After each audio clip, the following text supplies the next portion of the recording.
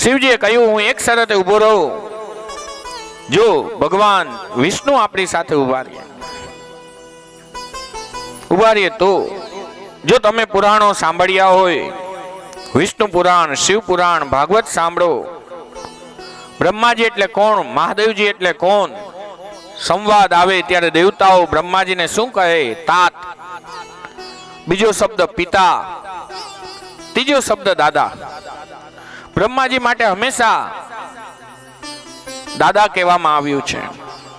દાદા તુલ્ય હતા, સફેદ દાઢી હતી.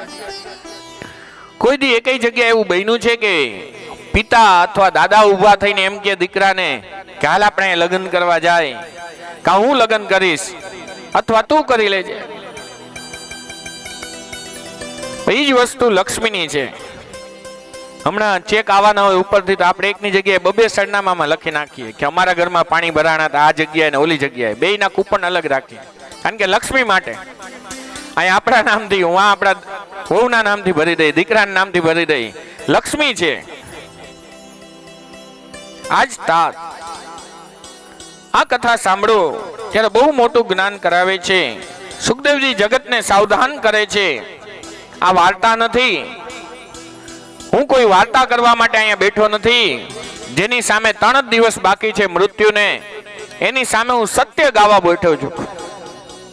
સ્વરૂપ દર્શન કરાવું છું. લક્ષ્મી કોને કહેવાય? એ બાળપણ, મર્યાદા કંઈ જુએ નહીં. દીકરો એ પણ પોતાના બાપ સાથે ઝઘડવું હોય લક્ષ્મી માટે તો કોરટે ચડી જાય. આજે બ્રહ્માજી પોતાનું ભાન ભૂલી ગયા, મહાદેવજી પાસે ગયા અને મહાદેવજીને કહે છે કે હે મહાદેવજી, ચાલો ને આપણે જાય. બ્રહ્માજીએ શરમ છોડી હા પાડી. પણ મહાદેવજી બોલ્યા, ઉભા તો થયા. એક વાત કહી, જો નારાયણ આવે તો હું તમારી સાથે આવું, બાકી હું ના આવું. તમે નારાયણને સમજાવો. મહાદેવજી ઉભા રહેશે. મહાદેવજી ઉભા રહે, પણ ઉભા રહેવાનો મોકો મળશે. હવે મોડું ન કરો. દૈત્યનો સમૂહ હવે પૂરો થવા આવ્યો છે. એટલે બ્રહ્માજી ઉભા રહ્યા.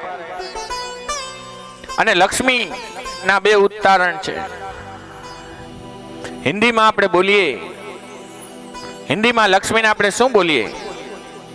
દોલત. એને જરાક અલગ પાડીને બોલો. લક્ષ્મી આવે ત્યારે 2 લત મારે, જેને આપણે હિન્દીમાં દોલત કહી. આવે ત્યારે છાતીમાં લત મારે, એટલે આપણે આમ ટટાર થઈ જાય સમાજની વચ્ચે.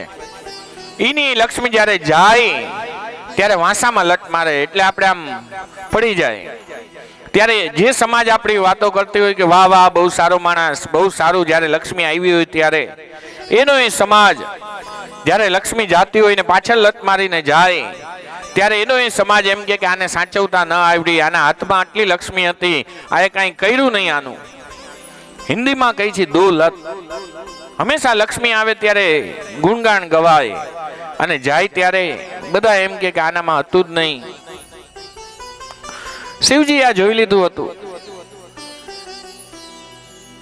કે આ લક્ષ્મી છે, એનો સ્વભાવ છે, આવે ત્યારે વાહ વાહ કરાવે અને જાય ત્યારે આપણો કોઈ દોષ બતાવે. લક્ષ્મીજી દૂરથી જ આવ્યા, 2 હાથ જોડ્યા અને ઓલી બેનપણી કહે છે, સખી કહે છે કે આ બ્રહ્માજી છે, અવડા મોટા દેવતા છે. એ તોલા કે આ તો દાદા કહેવાય, દાદા સાથે થોડું પરણાય, એનું તો છાપરું હવે ધોળું થઈ ગયું છે, આની સાથે ન પરણાય. પછી જેવા દેવી પાછા આગળ આવ્યા, શિવજી મહારાજ ઉભા હતા, ત્યારે બોલ્યા, સખી બોલી કે આ શિવજી છે, કૈલાસ ઉપર રહેનારા છે અને આ રીતના અટૂટ શાંતાકારમ, એકદમ શાંત ચિત્તવાળા, કર્પૂર ગૌરમ કરુણાવતારમ સંસાર સારમ ભુજગેન્દ્રહારમ સદાવ સંતમ હૃદયાર વિંદે ભવમ ભવામી સહિતમ નમામી. એવા ભગવાન છે. હજી તો એ શંકર ભગવાનની આમ નજીક આવે શંકર ભગવાનની સામે હજી આમ જોવે, હજી તો આમ બોલવા જાય કે હે કૈલાસ ઉપર રહેનારા, આપને ત્યાં શું કોઈ કાપડવાળાની દુકાન નથી? હજી બોલવા જાય ત્યાં તો શિવજી એને જે ફણીધર કંઠમાં હતો એને ફૂંક મારીને જગાડી દીધો. અને એ જ સમયે ઓલો ફણીધર આમ ફૂફારા મારે ત્યાં તો લક્ષ્મી બે હાથ જોડ્યા કે તમને તો ઓલી પાર્વતી માં સંભાળીને બેઠી છે ને એ સારું છે, આપણે ન જોયું. ત્યાંથી જ વંદન કર્યા. કારણ કે શિવજીને ખબર હતી આ લક્ષ્મી જે આવે ત્યારે વાવા જાય ત્યારે કોઈ દોષ બતાવતી જાય. ત્યારે લક્ષ્મી પણ વિચારે ઓહો હવે આ સમાજમાં કોઈ રહ્યું નહીં જેને હું મારી વરમાળા જયમાલા અર્પણ કરી શકું. એ નિરાશ થતી હતી. ત્યારે શિવજીની પાછળ જટાની પાછળ શાંતાકારમ ભગવાન વિષ્ણુ બધા લક્ષ્મીની સામે મોઢું રાખીને ઊભા હતા. એક વિષ્ણુ જેવા હતા જેની ઉલટા ઊભા હતા. ત્યારે શિવજી કહે છે કે હે લક્ષ્મી, હે મહાલક્ષ્મી, પરમ શાંતિ શાંતાકારમ ભુજગ શયનમ પદ્મનાભમ સુરેશમ વિશ્વાધારમ ગગન સદૃશમ મેઘવર્ણમ શુભાંગમ લક્ષ્મી કાંતમ કમલનયનમ યોગી વિદ્યાનગમ્યમ વંદે વિષ્ણુમ ભવભયહરમ સર્વલોકૈકનાથમ. પૂર્ણ શાંત શાંતાકારમ, હે માં મારી પાછળ જો. ત્યારે લક્ષ્મીજી આમ ફરી અને વિષ્ણુ ભગવાનની સન્મુખ આવ્યા છે. ત્યારે વિષ્ણુ ભગવાનની જે નજર હતી, આંખો હતી, એ ચરણારવિંદ તરફ હતી. ત્યારે લક્ષ્મી પોતાની બેનપણીઓને, સખીઓને, દાસીઓને કહે છે કે આના આ આચરણ જોવે છે, આ ચરણ જોવે છે. ત્યારે ઓલી સમજતી નથી કે શું કહેવા માંગે છે. ત્યારે કહે છે કે આ ચરણ. ત્યારે કહ્યું લક્ષ્મીજીએ કંઈ વિચાર ન કર્યો. કારણ કે જ્યારે જ્યારે લક્ષ્મી આપણી પાસે આવતી હોય, જે લોકો લક્ષ્મીની પાછળ દોડતા હોય એના હાથમાં કોઈ દી લક્ષ્મી ના આવે. લક્ષ્મી તમે વિમુક્ત થાવ અને ઉલટું જોવો તો લક્ષ્મી અવશ્ય આવવાની જ છે. આજ લક્ષ્મી એમની સન્મુખ ગઈ અને એને જઈ તરત વરમાળા જયમાલા અર્પણ કરી અને બોલીએ લક્ષ્મીનારાયણ ભગવાન કી જય. જય જયકાર કહ્યો. લક્ષ્મી પતિ એ લક્ષ્મીના પિતા જય જયકાર થવા લાગ્યો. અને એ જ સમયે મહાલક્ષ્મીએ નારાયણને સ્વીકારી લીધા. પોતાની હાથની વરમાળા હતી એ તો અર્પણ કરી અને ત્યાં દંડવત નમસ્કાર કર્યા. અને લક્ષ્મી નારાયણ બંને પ્રસન્ન થયા. એના પછી લક્ષ્મીની કથા કરીએ, દ્વારકાધીશની કથા કરીએ, એનું બેયનું સ્વરૂપ ભેગું થાય અને દ્વારકાના આપણા નાનુ મહારાજ એ પધાર્યા. લક્ષ્મી સુત્વા ગુણાન ભુવન સુંદર શૃણુવતામ એ આવ્યા. હવે આગળની કથામાં આપણે પ્રવેશ કરીએ. લક્ષ્મી કોને વરી? તો નારાયણ. એના પછી ધન્વંતરીના દાતા પૂર્ણ પુરુષોત્તમે ધન્વંતરી ભગવાન સુવર્ણ કલશ, સુવર્ણ કુંભ, અમૃત ભરેલો લઈ એ પણ પધાર્યા. હાથમાં અમૃત કલશ છે અને પેલી તરફ જેવું અમૃત નીકળ્યું અને અમૃતની જેવી વાત સાંભળી દૈત્યો પોતાનું ભાન ભૂલ્યા છે. કલશ હાથમાં લઈને આમ ભાગી ગયા. ત્યારે શું થયું? એ જ સમયે ત્યાં પાછો ઇન્દ્ર ભગવાનને કહે, હે પ્રભુ, આટલી મહેનત કરી, તમે કીધું તું કૂટનીતિ રાખો, આ બધાને સાથે રાખો, અને આ જોવો તો ખરા અમૃત નીકળવાની વાત હતી, આપણા હાથમાં અમૃત આવવાનું હતું અને હવે આ લોકો લઈને નીકળી ગયા, હવે શું કરશે? ત્યારે કે છે, ભાઈ તું થોબીલો થા, થોડો શાંત થા. સમુદ્ર મંથન થયું, આટલી વસ્તુ પ્રાપ્ત થઈ, અમૃત અંદરથી ઉત્પન્ન થયું છે, તો મારા ઉપર ભરોસો રાખ, જે નીકળ્યું છે તારા મુખ સુધી આવશે. એ જ સમયે ભગવાને મોહિની અવતાર લીધો. હજી લક્ષ્મીજી તો નવા નવા જ પરણ્યા હતા, પોતાના કક્ષમાં જઈ તૈયાર થઈ રહ્યા હતા. એ સમયે ભગવાન જઈ પોતાનું જે ઉપસ્થ હતું પોતાની ઉપર ઢાંક્યું અને લક્ષ્મીજીને કહે છે, બોલો હું કેવો લાગુ છું? ત્યાં તો લક્ષ્મીજી શરમાઈ ગયા. ત્યાં તો ભગવાનને થઈ ગયું, જો લક્ષ્મી શરમાણી તો આ વિશ્વ આખું મોહિત થશે. ભગવાન આવ્યા દૈત્યોની સન્મુખ. દૈત્યો આમ દૂરથી એક સ્ત્રીને આવતી જોઈ, અહો રૂપમ અહો રૂપમ અહો રૂપમ કરવા લાગ્યા. અને એને હાથમાં કલશ હતો, એ એના હાથમાં થમાવ્યો. કારણ કે દૈત્યો અંદર અંદર બાંધતા હતા કે પેલા હું પેલા હું પેલા હું. કોઈના હાથમાં ના આવ્યો. મોહિનના રૂપમાં જ્યારે પધાર્યા ભગવાન, એના હાથમાં કલશ આપ્યો. ત્યારે દૈત્યોને કહે છે કે હે દૈત્યો, આ અમૃત કલશ છે બરોબર, આ ઉપર ઉપર તો પાણી પાણી છે, નીચે ઘટ હશે. જો તમે રજા આપો તો આપણે પેલા પાણી પાણી છે આ દેવતાઓને પાઈ દઈ, પછી જે ઘટ માલ છે મૂળ તત્વ એ તમને આપશે.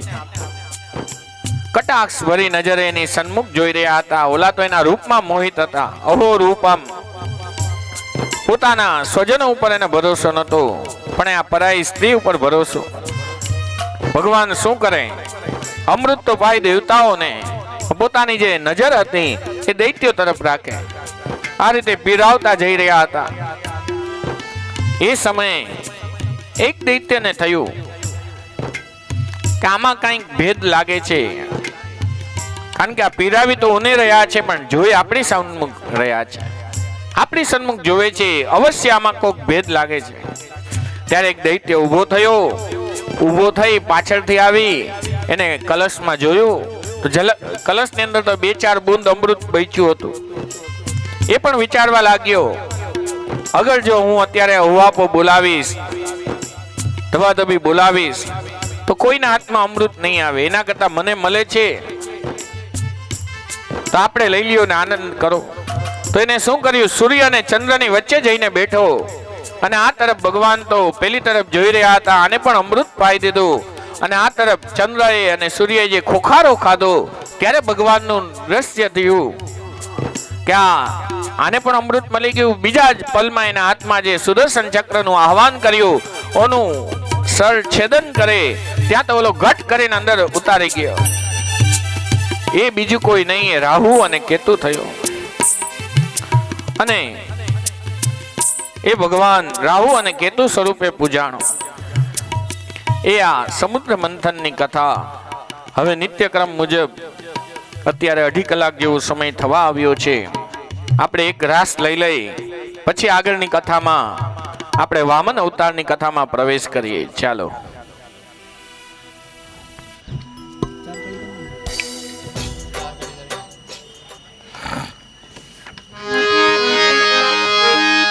આવી જાઓ રાસ માટે.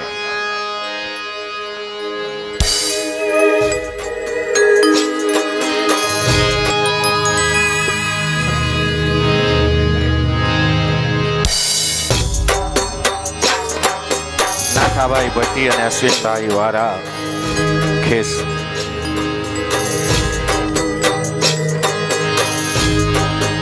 હરે વાલા અરજી અમારી સુનો શ્રીનાથજી, લઈ જાજે તારા ધામમાં. હરે વાલા અરજી અમારી સુનો શ્રીનાથજી, લઈ જાજે તારા ધામમાં. હરે વાલા અરજી અમારી સુનો શ્રીનાથજી, લઈ જાજે તારા ધામમાં.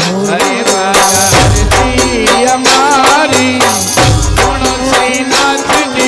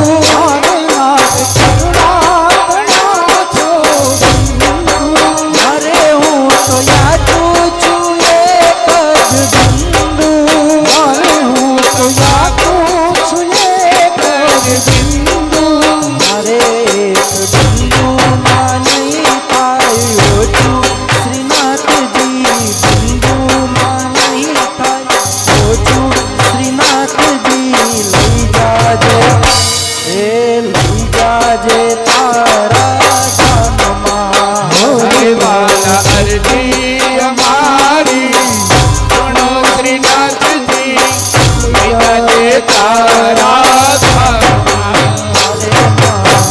અરજી અમારી સુનો શ્રીનાથજી લઈ જાજે તારા ધામમાં.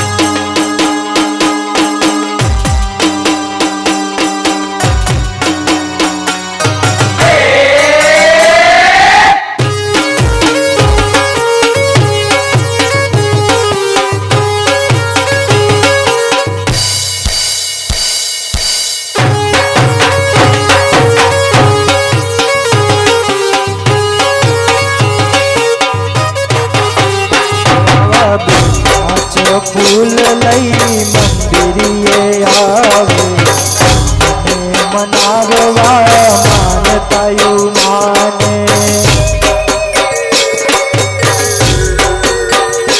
આવા પાંચ ફૂલ લઈ મંદિરે આવે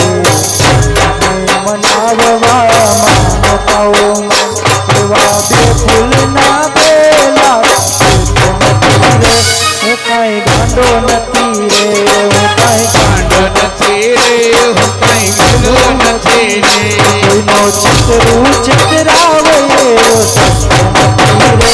હું કઈ ગંડો નથી રે. કઈ કાંડ નથી રે, હું કઈ ભૂલો નથી રે.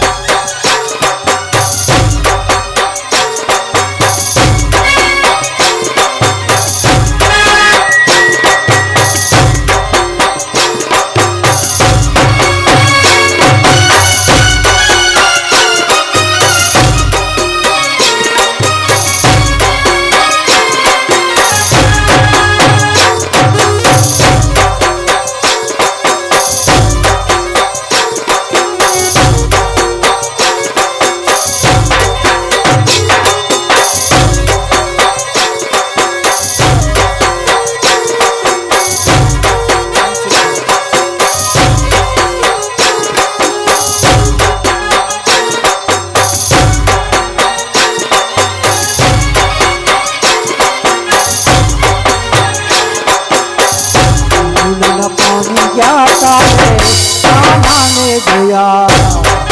પાણી ગયા તારે કાનાને જોયા.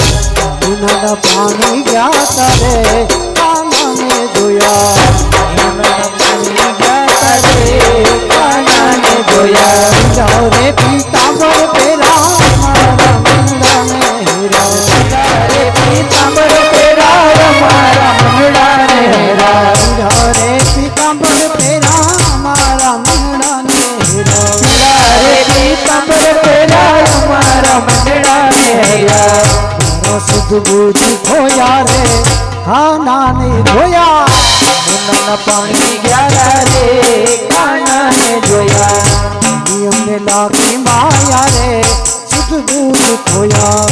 નિયમને લાગી માયા રે શુદ્ધ બુદ્ધ ખોયા.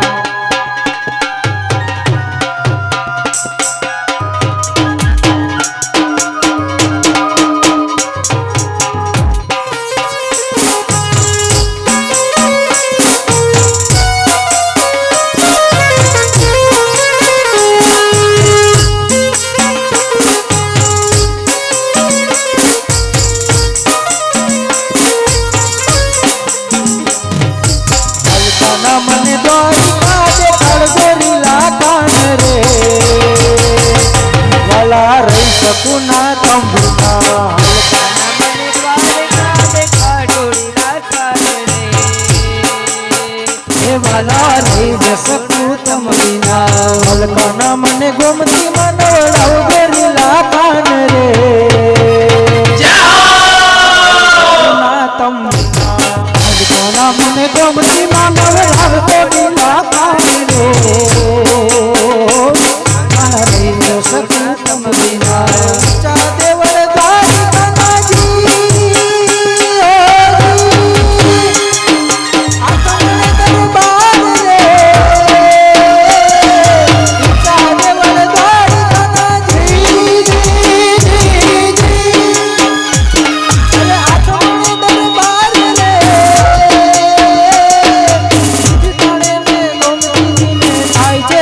કદમ રે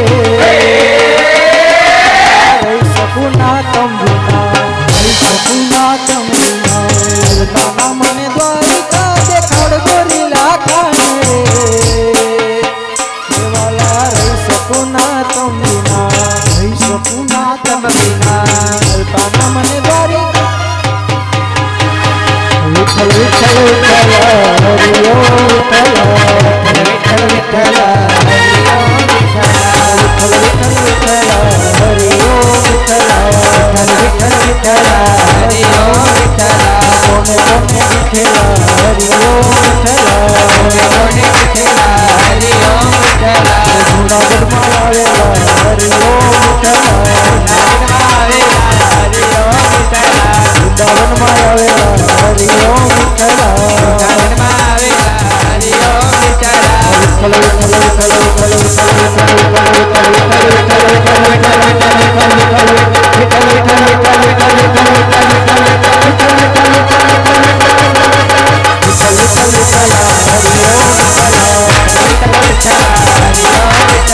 Hare Om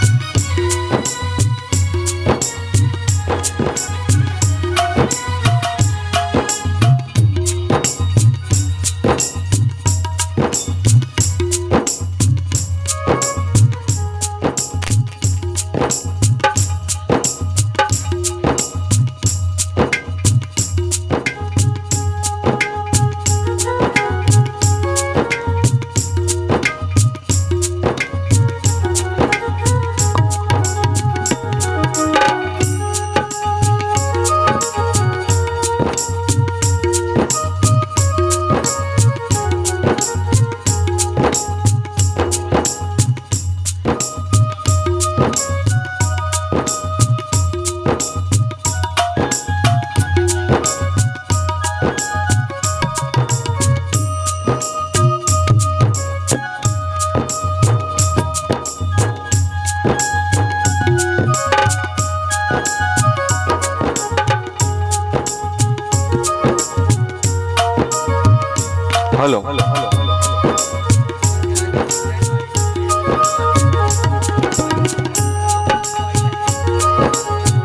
હલો કૃષ્ણાય વાસુદેવાય હરે પરમાત્મને પ્રણત ક્લેશનાશાય ગોવિંદાય નમો નમઃ. સમુદ્ર મંથન ની આપણે કથા સાંભળી રહ્યા હતા, દૈત્ય અને દાનવોની વચ્ચેની. જ્યાં પણ કથાઓ હોય અહીંયા માયા આવી જ જાય. તો આ રીતે માયા આવી. સમુદ્ર મંથનની કથાઓ તો આપણે ઘણીવાર સાંભળી હશે કે એમાંથી 14 રત્નો નીકળ્યા. પણ એમાંથી આપણે વિચારીએ હાથી ને ઘોડા ને ઐરાવત ને વૃક્ષ ને અમૃત ને એવું બધું નીકળ્યું. પણ આપણું જીવન જે છે, આપણી જીવનની અંદર પણ આ બધા નીકળતા હોય છે. વિષ સૌથી પહેલા ઝેર નીકળ્યું. કામધેનુ, ઉચ્ચેસવા ઘોડો, ઐરાવત હાથી, કૌસ્તુભ મણિ, કલ્પવૃક્ષ, રંભા, દેવી લક્ષ્મી, વારુણી યાની શરાબ, ચંદ્રમા, પારિજાતનું વૃક્ષ, પંચજન્ય, શંખ, ધન્વંતરી અને અમૃત કલશ. આટલી વસ્તુ લૌકિકમાં આપણે જીવ માત્રને પણ આ બધી વસ્તુ હેરાન કરી રહી છે. પેલું શું નીકળ્યું? તો વિષ. આપણી યાત્રા પણ જ્યારે હોય, આપણે આપણા જીવનમાં જ્યારે ચાલવું હોય ત્યારે દુનિયા આપણો ઉપહાસ કરે. આપણે કોઈ કાર્ય કરવા જઈ રહ્યા હોય કે કોઈ કાર્ય કરી રહ્યા હોય, નવું કારખાનું, નવું કામ કરવા જઈ રહ્યા હોય, ત્યારે દુનિયા આપણો ઉપહાસ કરે, યાની આપણી નિંદા કરે. એ વિષ જે પી લે તો એ જ આગળ ચાલે અને એની યાત્રા જ આગળ હોય. આ સોશિયલ મીડિયાના જમાનામાં 1 સેકન્ડમાં નિંદા થઈ જાય, ખાલી સાંભળે માત્ર ત્યાં જ. અને જો પ્રશંસા કરવી હોય તો પણ 1 સેકન્ડમાં આખા વિશ્વમાં પ્રસરિત થઈ જાય. એ અપમાન, આ જગતની નિંદા જે પોતાની અંદર ઉતારી લે, તેને પેલું રત્ન એ વિષ ઉપર વિજય મેળવ્યો. બીજું શું? બીજા નંબરનું આપણા જીવનની અંદર કામધેનુ, ગાય. આપણી જે પ્રતિભા છે, આપણું જે કાર્ય છે, આપણી પોતાની જે પ્રતિભા, આપણી અંદર જે સ્કિલ છે, આપણી અંદર જે કાર્ય કરવાની શૈલી છે, એનું દૂધ કાઢો અને જગતને પીવડાવો કે મારી પાસે આવડત છે. ત્રીજા નંબરે શું નીકળ્યું? ઉચ્ચેસવા નામનો ઘોડો. પોતાની જાતને જગતની નિંદાથી બચાવી લીધું. એ લોકો જ આ કરી શકે. પોતાની પ્રતિભાને એ રીતે મહેનત દ્વારા આગળ વધો, પછી તમારા સંકલ્પોની એવી ગતિ મળશે કે ઉચ્ચેસવા ઘોડામાં જેમ બેસીને તમે જેમ જઈ રહ્યા હો એ રીતે સમાજ તમને વંદન કરશે. ચોથા નંબરે શું નીકળ્યું? ઐરાવત, હાથી. એ હાથી એટલે શું? પોતાના સંઘર્ષ ઉપર જ્યારે તમે સંઘર્ષ કરતા હો, તમને જગ્યા મળી જાય, તેની ઉપર બેસી ગયા હો તો હાથીની ગતિ આગળ વધો. હાથી ગામમાં ભલે નીકળ્યો હોય ત્યારે ઘણા લોકો એની પૂજન કરે. ઘણા લોકો એમ કે ગણપતિ દાદા આવ્યા, ગણપતિ દાદા આવ્યા. એને કોઈ ફલ ખવડાવે, કોઈ ફૂલ ખવડાવે, કોઈ એની પૂજા કરે, કોઈ એને પૈસા આપે. તમારી પ્રતિભા હાથીની ચાલ પ્રમાણે ચાલો. આખા ગામમાં એક માણસ તો એવો હોય જ આપણે પણ જ્યારે પ્રગતિ કરતા હોય, આપણા કાર્યમાં આગળ વધી રહ્યા હોય, ત્યારે એકાદો સમાજનો માણસ શ્વાનની જેમ પાછળ ભોગતો હોય કે આ ભાઈ આવો હતો, આ ભાઈ આવો હતો, હવે આવી ડાઈ ડાઈ વાતું, હવે આવું સારું સારું કામ, આવી નોકરી, આવી કારખાનું કરી રહ્યું. અમને પૂછો એ કેવો માણસ હતો પેલા. પણ એ તમે હાથી ઉપર બેસીને જાઓ, હાથીનો શું સ્વભાવ હોય એ પોતાની મસ્તીમાં જ હોય. અને ઓલું શ્વાન હોય એ હંમેશા પાછળ જ ભોગતું હોય, કોઈ દી આગળ આવીને ના ભોકે. કારણ કે એને ખબર છે હમણાં આગળ ગયો ને આ એક જ પગ મારશે તો ગોવિંદાય નમો નમઃ, હું ક્યાંનો ક્યાં પડ્યો હોઈશ મને ખબર નહીં પડે. એટલે સમાજની અંદર, આપણી અંદર, સમાજમાં, પરિવારમાં આવા માણસો હોય તો એને નજરઅંદાજ કરો. તમે તમારી મોજમાં રહ્યો. એ એવરાવત હાથી. અને એનો એ હાથી કેવું હોય, આજ આ ગામમાં છે તો પૂજાય ને પેલા ગામમાં જાય તો એ પૂજાય, એને કઈ ફરક ના પડે. એ જે કાર્ય કરતો એ કરતો રહ્યો. એટલે આપણે એ રીતે આગળ વધવું. હાથી પછી શું નીકળ્યું? કૌસ્તુભ મણિ. એ ભગવાને શ્રીહરિએ પોતાના હૃદય ઉપર લગાડ્યો. ઉભા રહી ગયા, શરૂ કરી દીધું. ગમે એટલું પાછળ ભસવાળા સમાજના માણસો કરતા રહે, તમે જો તમારું મહેનત કરતા હશો તો કૌસ્તુભ મણિની જેમ ચમકશો. માણસો ઓટોમેટિક તમને યાદ કરશે કે ના ના, આ સમાજમાં એકા ભાઈ થઈ ગયો, એના જેવું કોઈ નહીં. આપનું જીવન કલ્પવૃક્ષ જેવું થશે. તમારે કોઈની પાસે માગવું નહીં પડે કે મારે આ કાર્ય કરવું છે, મને આ કરવું, મારે આ છોકરાને ભણાવવા છે. એની મેટે કલ્પવૃક્ષની જેમ તમને મળતું રહેશે. જો આ બધામાં તમે બચી ગયા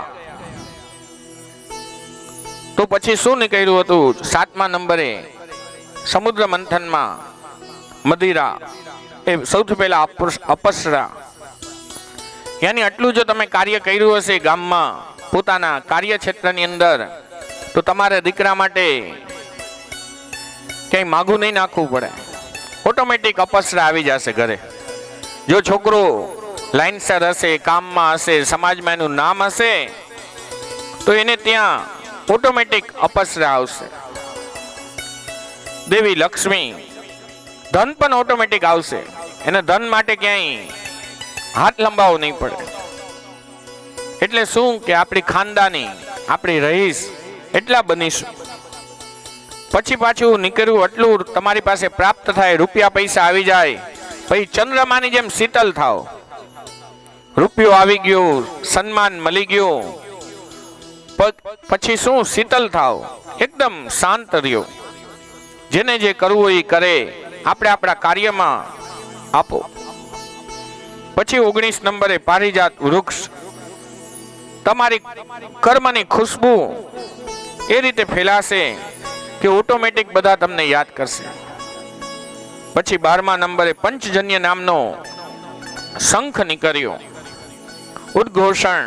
સમાજની અંદર ક્યાંય તમારે કેવું નહીં પડે, પધારો ગુપ્તાજી, ભવાની સેલ્સના માલિક, સામે જેમનું છે એ પધારે. પછી ધન્વંતરી અમૃત કલશ લઈને એક સમય એવો આવશે કે સમાજ તમને ત્યાં પુકારશે. પછી 14 નંબરે તમારી આત્મા એ પણ એ જ રીતે. આ સમુદ્ર મંથન એની અંદર આ રીતે 14 રત્નો એ આપણા જીવનમાં પણ આ રીતના હોય છે, પણ આપણે એમાંથી બાકાત નથી રહી શકતા. સમુદ્રના કિનારે યુદ્ધ શરૂ થયું હતું. રાજાઓ, દેવો બધા અમૃત પી અને અમરત્વને પ્રાપ્ત કર્યા હતા. ત્યારે દૈત્યો વિચાર્યું કે આ બધા અમૃતને પ્રાપ્ત થયા છે, હવે આને આપણે જીતી નહીં શકીએ. ત્યારે શુક્રાચાર્યજી પાસે ગયા. શુક્રાચાર્યજીએ એને કહે છે આપ વિશ્વજીત આપણે યજ્ઞ કરીએ. બલિને રથમાં બિરાજમાન કર્યા. શુક્રાચાર્યજીએ વિશ્વજીત યજ્ઞ કરાવ્યો અને પછી એ લોકો બલિરાજા આદિ ચડાઈ કરે છે અને સ્વર્ગના સિંહાસન ઉપર આવી પાછા બલિ બેઠા. ત્યારે બધા દેવતાઓ પાછા પરાજિત થયા અને પોતાની માં અદિતિ પાસે ગયા, ચિંતાતુર થયા. આજ માને પણ વિચાર આવ્યો કે ઘડીએ ઘડીએ મારા છોકરાઓ સત્તાહીન થાય છે, આના માટે શું કરવું? ત્યારે એને ભગવાન શ્રીહરિ યાદ આવ્યા અને ત્યારે ભગવાને કહ્યું, ભગવાનને એવું એને ચિંતન કર્યું, હમણાં ફાગણ મહિનો આવશે, એકમથી લઈ શુક્લ પક્ષમાં એકમથી લઈ એકાદશી, આ 12 દિવસનું જે વ્રત હોય એને પયો વ્રત કહેવાય. જેને ત્યાં સંતતિ ના હોય અને એમ ઈચ્છા હોય કે મારે ત્યાં દીકરાનો જન્મ થાય તો એ પયો વ્રત કરે. પયો વ્રત એટલે શું? ગાયની પૂજા કરવી, ગાયનું જે દ્રવ્ય હોય યાની ગાયનું દૂધ આદિ એ જ તમારે ભક્ષણ કરવું, યાની ભોજન કરવું. અને એના પછી એ પયોવ્રત એ 11 દિવસ કન્ટિન્યુઅસ કરવું. માએ પણ પયોવ્રતનું વ્રત કર્યું. જ્યારે વ્રત પૂર્ણ થયું, ભગવાન શ્રી હરિ પ્રસન્ન થયા અને માએ જ્યારે દર્શન કર્યા ભગવાનના, ત્યારે એને કેવું હતું કે એક પુત્ર મને આપો. પણ એનાથી બોલાઈ ગયું કે આપના જેવો પુત્ર આપો. ત્યારે ભગવાને કહ્યું કે ભાઈ, મારા જેવો તો બીજો કોઈ છે નહીં, હું પોતે જ આપને ત્યાં દીકરો થઈને આવીશ, હું જ આપને ત્યાં આવીશ. ભગવાને વચન બંધાણા, કબૂલ થયા અને અદિતિ માતાના ઉદરમાં પૂર્ણ પુરુષોત્તમ ભગવાન એ પધાર્યા. ત્યારે વ્યાસજી પણ વર્ણન કરે છે, શ્રવણ્યામ શ્રવણાદશ્યામ મુહૂર્તે અભિજિત પ્રભુ સર્વે નક્ષત્ર તારાયામ. ભાદરવો મહિનો હતો, શુક્લ પક્ષ હતો, બારસની પુણ્ય તિથિ હતી. દરેક મહિનાઓમાં તો બારસ આવતી જ હોય, પણ ભાદરવા મહિનાની બારસ એનું નામ શું? તો વિજયા બારસ. કોઈ એને સવિતા બારસ કહે, કોઈ સૂર્ય દ્વાદશી કહે. જ્યારથી વામનજીનો જન્મ થયો ત્યારથી એનું એક બીજું નામ પડ્યું, વામન દ્વાદશી. આપણા લોકો સનાતનીઓ માટે 4 તહેવારો બહુ ઉત્તમ. એમાં આપણે જન્માષ્ટમી મનાવીએ, રામનવમી મનાવીએ. જન્માષ્ટમી ક્યારે? શ્રાવણ સુદ અષ્ટમી, આપણે વદ અષ્ટમી, એને આપણે જન્માષ્ટમી કહીએ. પછી રામજી યાની ચૈત્ર મહિનામાં અષ્ટમી નવમીને દિવસે જે રામ પ્રાદુર્ભાવ થયો. વૈશાખ શુક્લ પક્ષ ચતુર્દશી, જેને આપણે નરસિંહ જયંતિ કહી, નરસિંહ ભગવાનનો પ્રાદુર્ભાવ ત્રીજો. અને ભાદરવા મહિનામાં સુદ દ્વાદશીને દિવસે જે ભગવાનનો જન્મ થયો, વામન દ્વાદશી. ભલે આખા વર્ષમાં આમ તો એકાદશી કરવી ઉત્તમ છે, પણ આ 4 જયંતિ તો અવશ્ય આપણે કરવી જોઈએ. રામ, કૃષ્ણ, નરસિંહ અને વામન. અને એકાદશી તો એટલે આપણે કરવી જોઈએ, આપણે લોકો પણ મહિનામાં 2 એકાદશી આવે. એ શું કામે કે ડેઈલી આપણે એટલું ભોજન કરતા હોય તો એક દિવસ જો ઉપવાસ કરીએ તો આપણું શરીર સ્વસ્થ રહે. આપણે ત્યાં ગાડી હોય તો એને અમુક મહિને આપણે સર્વિસમાં મોકલવી પડે. તો એ જ રીતે ભગવાને આપણા માટે એકાદશી બનાવી છે કે એકાદશીના દિવસે ઉપવાસ કરો. એ વામન દ્વાદશી કહેવાણી. અનેક નામ પડ્યા. બારસનો દિવસ સૂર્યનારાયણ મધ્યાહ્નવસ્તી થયા છે.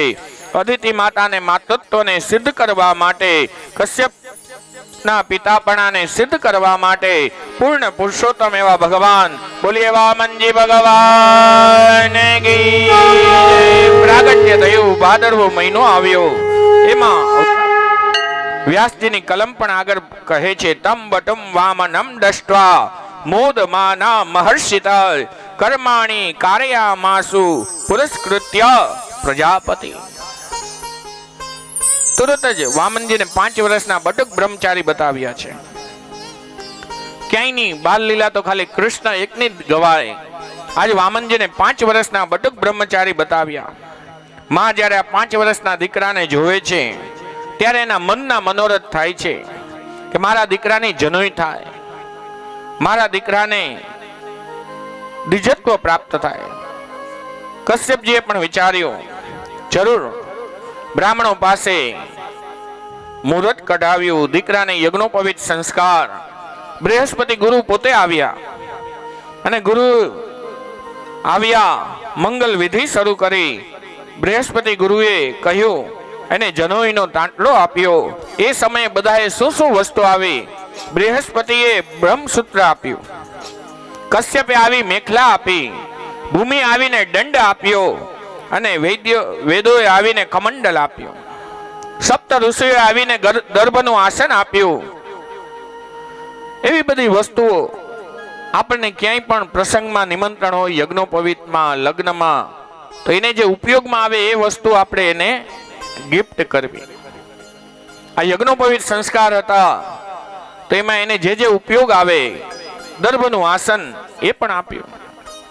વામનજી બટુક બ્રહ્મચારી આશ્રમમાં કામ માટે પોતાના પિતાશ્રી પાસેથી આજ્ઞા લીધી, ગુરુદેવની પાસે આવ્યા છે. ત્યાં આશ્રમની અંદર બૃહસ્પતિ ગુરુએ વામનજીનો હાથ પકડ્યો. ચાલો દીકરા, હવે ગુરુકુળ, હવે તમારે આ ગ્રહસ્થમાં ના રહેવાય. એટલે આપણે ત્યાં યજ્ઞોપવિત સંસ્કાર થાય ત્યારે છેલ્લે કાશી યાત્રા થાય. કાશી યાત્રા થાય, હવે આપણે લોકો પોતાના કેમ્પસમાં જ કાશી યાત્રા કરીએ અને વાંથી મામા પકડી લે અને ખંભે બેસાડે અને એને નવા કપડા અને ટોપી ને બધું આપે. એવું નથી હોતું. જ્યારે યજ્ઞોપવિત સંસ્કાર થાય પછી એ દીકરો કાશીએ જાય અને બધાની સમાજની વચ્ચે ગયો હોય ત્યારે મા બાપ એને પ્રતીતિ કરાવે કે આ સમાજની વચ્ચે હું તને આ યુનિવર્સિટીમાં મૂકવા આવું છું અને તારે ધ્યાન રાખવાનું, તારે ભણી ગણીને આવવાનું છે. અને એ પાછો ક્યારે ભણી ગણીને આવે અને એ સમયે એને ઘરે બોલાવે અને આ ગુરુ એનો હાથ પકડ્યો છે કે હવે તારા ઘરમાં ન રહેવાય, હવે તારે ગુરુકુલમાં આવવાનું. ના, એવા બટુક બ્રહ્મચારી ચાખરી પહેરી છે, દર્ભનું આસન બગલમાં છે, ઉપર એક છત્ર છે અને ટકક ટકક કરતો અવાજ આવી રહ્યો છે. વામનજી આવ્યા આશ્રમની અંદર. વૈશ્વદેવ કરવાનો, ત્રિકાલ સંધ્યા કરવાની, નિત્ય કર્મ કરવાનું, ગુરુજી માટે યજ્ઞના કાષ્ટ ભેગા કરવાના, એ બધું કામ એનું. વામનજી આ બધું કાર્ય તો બરોબર કરતા હતા. એક દિવસ ગુરુદેવે કહ્યું કે હવે તમારે ભિક્ષા લેવા જવાની. ત્યારે ગુરુદેવને કહે છે, હું તો હજી નવો બ્રહ્મચારી થયો છું, મને કેમ ખબર પડે ક્યાં મારે ભિક્ષા લેવા જાવી, કોના ઘરે જાવી, તમે કોઈ એડ્રેસ તો આપો. ત્યારે ગુરુદેવ કહે છે, તમને તમારી ત્રિકાલ સંધ્યા ઉપર ભરોસો હોવો જોઈએ, તમને તમારી સંધ્યા ઉપર ભરોસો હોવો જોઈએ, તમે તમારા નિત્ય કર્મ ઉપર ભરોસો હોવો જોઈએ. આપણે યજમાન ગોતવા ન જાય, યજમાન આપણને ગોતતો આપણા ઘરે આવે, એ આપણું નિત્ય કર્મ. આ ગાયત્રીનું કર્મ. બૃહસ્પતિએ કહ્યું કે તમારે એક જ જગ્યાએ ભિક્ષા માંગવાની. ત્યારે વામનજી કહે છે, તો ગુરુદેવ જો એક જ જગ્યાએ ભિક્ષા માંગું અને ઓલો મને આવો નાનો સમજે વામનજી, અને જો મને થોડીક જ ભિક્ષા આપે તો મારે શું કરવાનું? ત્યાં બૃહસ્પતિ ઋષિ કહે છે, તો એમ કરવું, પેલા તો ગુરુદેવને દેવાની, બચે તો તમારે ભોજન કરવાનું. ઓહો, તો મારે 11 ને, કારણ કે ભૂલકા તો હતા કે મારે આ રીતે 11 જ કરવાની. ના, ભિક્ષા માટે હું અવશ્ય જઈશ. ગુરુદેવની વંદના કરી, વામનજીએ ગુરુદેવને વંદન કરી બહાર નીકળ્યા. બૃહસ્પતિ એમને આશીર્વાદ આપ્યા. હવે ભિક્ષા માટે નીકળી રહ્યા હતા અને ત્યારે જ એને રસ્તામાં કોઈ એક ભાઈ મળ્યા. એને પૂછે છે, હું હમણાં નવો થયો છું, મારે હવે ભિક્ષા માટે જવું છે, તમારે કોઈ હોય તો બતાવો. ત્યારે એક જણો કહે છે, અવશ્ય હું આપને કહું. સુત્વા સેવણ્યામ, એક બલિરાજા જેનું નામ છે, એ રાજવી અશ્વમેઘ યજ્ઞ કરી રહ્યા છે. કઈ જગ્યાએ કરી રહ્યા છે? તમ નર્મદાયામ, ઉત્તરે બલિ. એ ભૃગુ કચ્છમાં નર્મદાના કાંઠા ઉપર યજ્ઞ કરી રહ્યા છે. ત્યારે કહે છે, તો ચાલો, જેને આપણે અત્યારની ભાષામાં ભરૂચ કહી. વામનજી હાથમાં કમંડલ છે, બીજા હાથમાં કઢાઈ છે. વ્યાસજી કહે છે, 5 વર્ષનો બ્રહ્મચારી આવી રહ્યા હતા ત્યારે એનું દ્રશ્ય પણ એને લેખનીમાં લખ્યું. મુજ્જાયામ મેખલામ વેત મુપવિત જનોતરમ જટિલમ વામનમ વિપ્રમ માલાખ્યમ દમનોહરી. વામનજી જ્યારે યજ્ઞ મંડપમાં પ્રવેશ કરી રહ્યા છે ત્યારે બ્રાહ્મણોએ કહ્યું કે આહા, આ તો હમણાં નવું બ્રહ્મચર્ય પ્રાપ્ત કરેલું કશ્યપજીના દીકરા જેનું નામ વામન, આ કશ્યપ દાદાના દીકરા આવી રહ્યા છે. બલિ રાજા તો બે હાથ જોડી એવા પ્રભાવિત થયા, વાહ વાહ કેવા મસ્ત છે, સ્વાગતમ તો મહાભાગ નમસ્તિમ કરવામિ મહ. આજ મારું કુલ પવિત્ર થઈ ગયું, આજ મારા પિતૃ પવિત્ર થઈ ગયા. આપના જેવા પવિત્ર બ્રાહ્મણ મારા ઘરમાં પ્રવેશ કરી રહ્યા છે, મારા યજ્ઞમાં પ્રવેશ કરી રહ્યા છે. ધન્ય, ઘણી ધન્ય ભાગ. હે ભૂદેવ, આપ મારે ત્યાં પધાર્યા. મહારાજે સ્વાગત કર્યું. વામનજી ત્યાં વંદન કરે ત્યારે બલિરાજા કહે છે કે હે ભૂદેવ, તમને જોતું હોય માગો, તમે જે કહેશો એ હું બધું તમને આપીશ. ત્યારે ગામ કાંચનમ ગુણત્વા ધામમ મુષ્ટમ તથા પ્રદે. તમે કહો તો હું તમને ગામ આપું, તમે કહો તો હું તમને અન્ન આપું, તમે કહો તો હું તમને બધી વસ્તુ આપું. ત્યારે વામનજી કહે છે નહીં નહીં, મને કઈ નથી જોતું, મને તો ખાલી 3 પગલા જમીન જોઈએ. ત્યારે ઓલા કહે છે તમને બોલતા તો બહુ સારું આવે પણ માગતા નથી આવડતું. ત્યારે વામનજી કહે તમે મને ગામ આપો તો ગામનો ધણી હું થાવ. પછી કે ગામનું મારે કામકાજ કરવું, મારી પાસે કઈ ઉપજ છે નહીં. તો ઓલો કે હું સમૃદ્ધિ પણ આપું, તમને કામવાળા પણ આપું.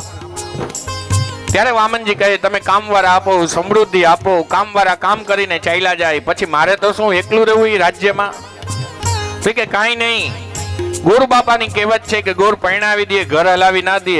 હું તો એમ યજમાન છું, તમને હું આ ગામ આપીશ, સમૃદ્ધિ આપીશ, નાની એવી દીકરી સાથે તમારા લગ્ન કરાવી દઈશ. આ તો હું બલી છું.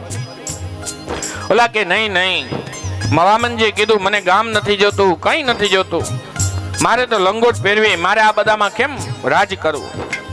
બલી બોલ્યા રાજા, પછી રાજ પ્રાપ્ત થયા પછી તો તમારા વસ્ત્ર પણ બદલી જશે, તમારા કપડા પણ અલગ થઈ જશે, બંગલો હશે, હાથી હશે, ઘોડા હશે, બધું હશે.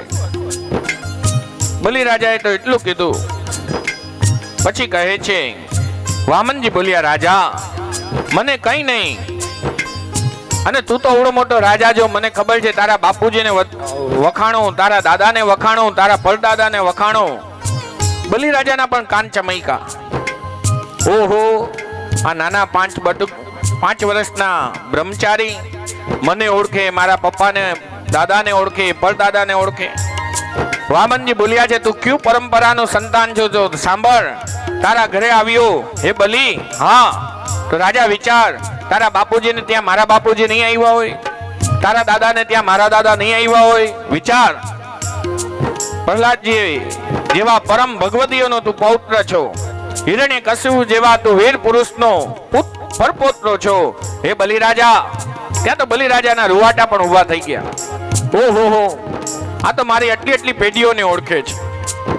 ત્યારથી બ્રાહ્મણો સમજી ગયા કે યજમાનને ખુશ રાખવા હોય તો એના પિતૃઓને યાદ રાખો.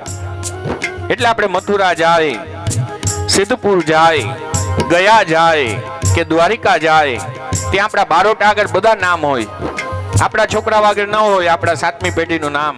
બોલો બારોટ કાઢી દઈએ કે તમારો દાદા આ દિવસે આવ્યા હતા, આનું શ્રાદ્ધ કર્યું હતું, એના પિતાનું નામ આ, એના પરપિતાનું નામ આ, અને ઈ જ્યારે આવ્યા હતા ત્યારે એની સાથે આ માણસો આવ્યા હતા. બધું ઓલા લોકોના ચોપડામાં નીકળે, આપણા પંડાઓના. ત્યારથી બ્રાહ્મણો યજમાનોના નામ રાખવા યાદ કરી દીધા.